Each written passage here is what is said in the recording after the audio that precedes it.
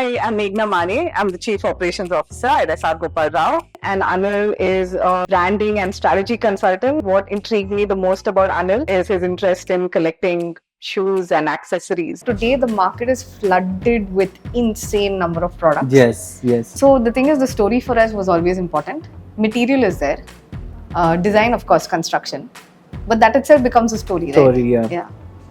So we thought we'd just draw parallels to how accessories in every industry would have some story associated with each product or each brand, and which is what makes them like Different and special stand out and have a distinguished character to them. Yeah.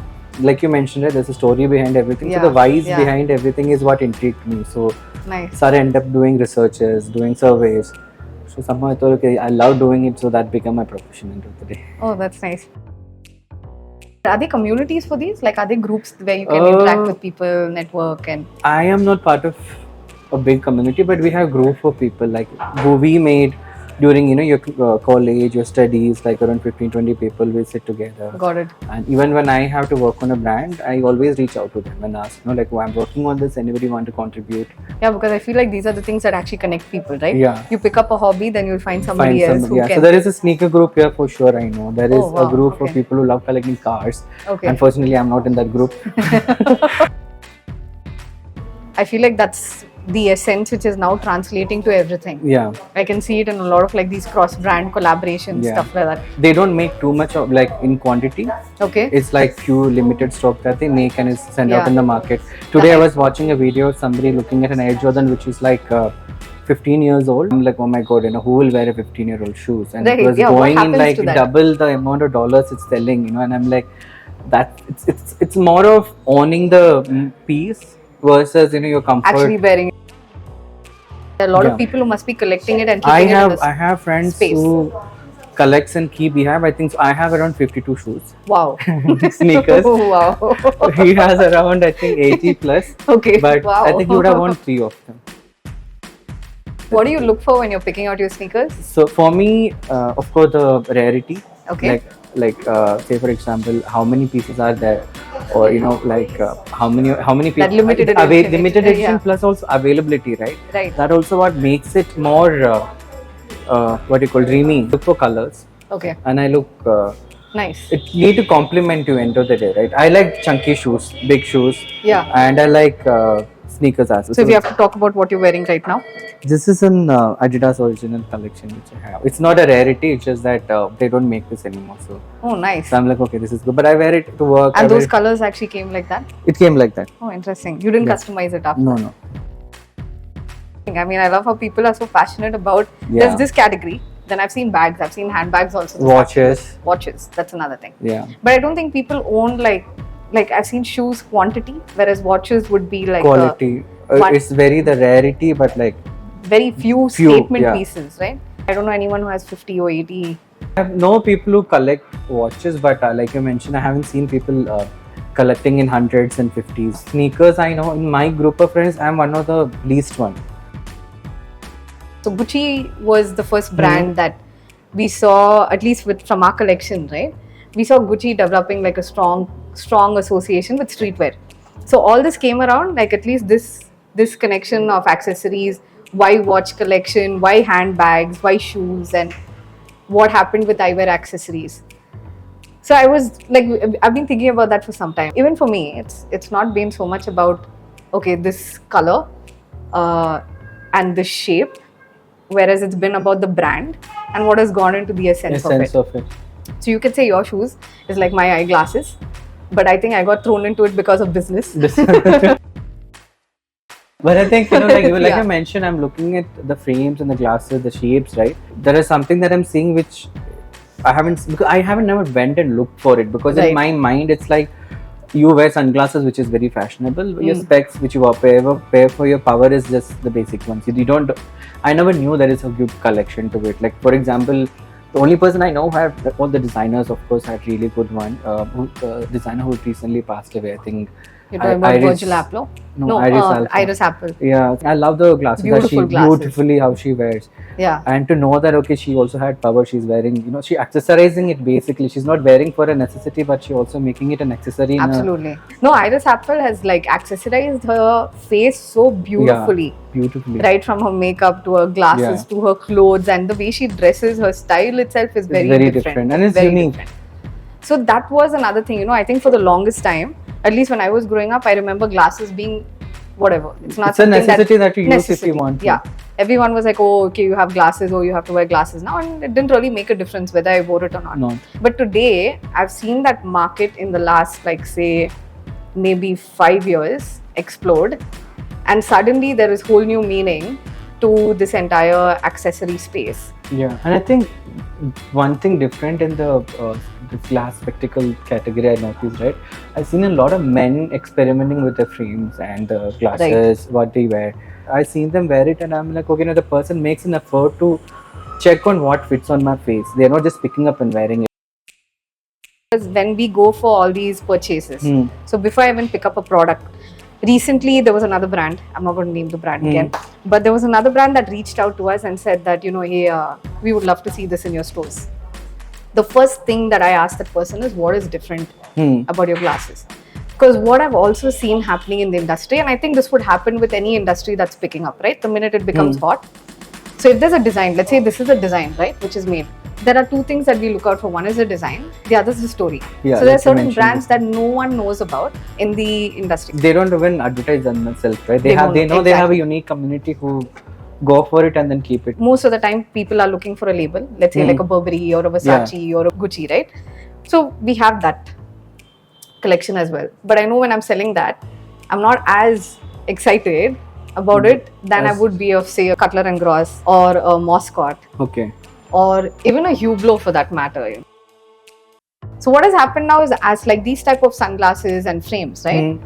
The minute it was designed, so right from the stage of design to manufacturing, if it is outsourced, let's say it goes to a different country, it's not held within the company itself. The minute it goes to a different country, we've seen copies happen. It happens across bags, it happens across shoes. Like everything, shoes, right? I was probably showing off my Nikes and I realized that's a dupe after. Oh my god. Some of the stuff that has come out, like colors and things like that, weren't there before. People used to wear very like normal. It was black or brown or red, I think. Red was never, like we kept red. We used to have this one pair of red Jimmy Choo eyeglasses which were there with us for a long time. There's a very interesting thing. So there is colors, like you've seen those Pantone colors which are released, right, every year. Yeah. So then there is in the industry, there is a company that works on their own shade card. Okay, now because this material is manufactured in bulk, say acetates are manufactured by this really good quality acetates, manufactured by this one company called Masukeri. I heard of the brand. Masukeri. Yeah. So what happens is, like any manufacturing firm, you have to have like an MOQ. But say you want a unique color, something which is not already there in their shade card. You have somebody who mixes it, gives the design to the company, and then you say, okay, you manufacture in bulk, but I will take this much, this lot. Don't release it to anybody else for like a few months. Let us release it first into the market. Create a trend and then it percolates. So then suddenly we started seeing it in all the other brands. So if you see, can you see these two brands? Can you see this color and that color? Yeah. They're completely different brands. But the same shades. It's the same shades. Like you mentioned it, how shoes over the year your resale value goes up. Exactly. I mean, I wonder why doesn't it happen with the... I think the endorsing never happened like that for eyeglasses. Or the culture was never introduced. I think, it's all about, it's end of the day, it's all marketing, right?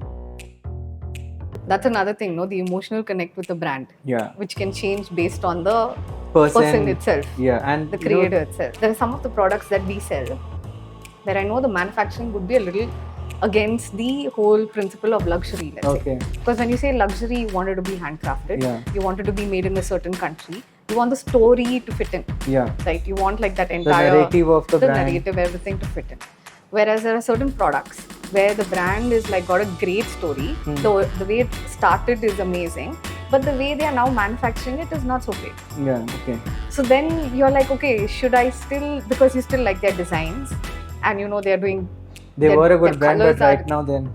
They've just changed because the thing is, a lot of the brands evolve in a way of making it more profitable, which can't blame them also, because the market is highly competitive and cutthroat. So the minute they go in that direction, they lose their essence. Very few brands can still hold on to it. It's a difficult call to take, So I feel like maybe the eyewear market is a little confused right now, and it's still very new. So it has a little more time before it reaches that stage. But in that eyewear market also, there are some pieces which are really nice. So if someone is buying something, I love selling certain brands. So I will tell them about Cutler and Gross, and now recently the discovery of Off-White and Palm Angel. For example, shoes, right? I can look at a shoe, the logo, even if the logo is not there. Like this is Adidas, right? Just the 3 stripes is something which you identify. The association, yeah. Even Onistika, that shape that they have. Right. Does glasses also have something like that? A lot of the glasses have a single logo, like the O, which will be Oakley. So if you see Gucci, you'll have your GG. Looking for companies that make in India is another thing which is interesting, because it's so new. We've never had that market before. Making shoes have been made over here, bags have been made here, clothes have been made here. Heavy leather market, no? So you used to have leather shoes. This is a new market, I think, coming. Very new. And this is 3D printed one. These are 3D printed eyeglasses. That's something I think. So it's nylon extruded. So colors can be. It's going to be light also then. Very light, super light. And colors, you can play with colors. So there are like yellows and blue, green. There's a shade card that we have over there. Even that texture is there which you use. Yeah. Very hot color. This is something I think, like the Gen Z would really love to, or the younger generation would love to have, because 3D printing is huge. So you won't believe this is Karl Lagerfeld. Yeah, I mean, it's his masterpiece identity. But he usually wears the black one. He usually wears black. I think that Met Gala event that happened also, you saw Karl Lagerfeld. Yeah, but he always been there at day, night, or last black 20 suit. It's always. And black sunglasses. And the ponytail hair. And the ponytail. Sunglasses were made famous for me by Aishwarya Rai. Because really? every time she watches tennis match, she used to go. Okay. She used to wear this big glasses which covers most of her face. How come I never paid attention to this? Yeah, she's the one I think I have seen in India. Okay, these glasses, the Stones 3D, Abhishek and Amitabh Bachchan, big fans of their glasses. This shape, I think it's mascot, no? Yeah, that's mascot, yeah. And this is a very, I call it the Harry Potter glasses, but I don't know what the shape actually called. It's just round. They are like Harry Potter. Harry Potter. There is John Lennon, there's Harry Potter and Mahatma Gandhi. All three who have like from different eras. This is Armani. The reason why we picked up this piece is because of its sustainable. So this is made completely from recycled materials. Wow. I think it's a very cool pair. Wow, I really cool pair for music festivals. So we spoke about the 3D printed eyeglasses, right? So if you see the way this is designed, beautiful construction, it just comes out. There are no hinges at all in this frame. So it's completely sustainable. It's flexible also. I like this little, it has that little unfinished texture. It's really... Again, because of 3D printing. Then, when I service it also, let's say this one part goes. You don't have to discard the whole frame. I'll order this side for you. That's a great... it's sustainable also, I feel. Very sustainable. It's very sustainable. This is another brand that is innovation completely. They don't have any hinges again. Just spring. Just complete spring concept. Completely very lightweight flexible. as well. So it's a wire which constructs the entire frame. It's a single wire and then... A single wire and then again. So what happens is, even if you try hard, you can't break it. I think the fact that you have so many innovations in this, right?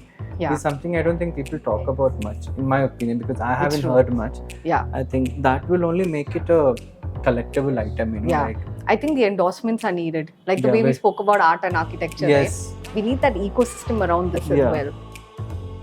So what we were trying to create, two things that we've been trying to do at least, from a company standpoint, from S.R.Gopal Rao. One is educate the market about, create a community, right? So that people know what they are like investing in. And then the second thing is, because all the products which are there, right? Like I think any brand, any product that you take, either the material itself is not very easy to extract or make, or it's made from mixed materials, which makes it not recyclable. So when there are companies like this that invest in... It's like, if I would wear this pair only to make sure that I get to tell the story to someone else, right? Yeah. So we started investing in like exploring with other materials, which is when this happened. So This Get is a good Spexy completely would. These guys actually, again, a Bangalore-based company, Oh, nice. reclaimed the railway track wood. See, these are the things I think you should. I think people are starting to pay attention and make it more rarity, right? That Yeah. some classes. So I think that's a good thing. I was telling how Yeah. each everything in each piece has a story, right? Similar way, like I was telling about how people say, right? Like everything in the universe has a story. Like even a single stone that you're seeing, gone through a million years, there is a story behind. Everything can tell a story. This eyeware also.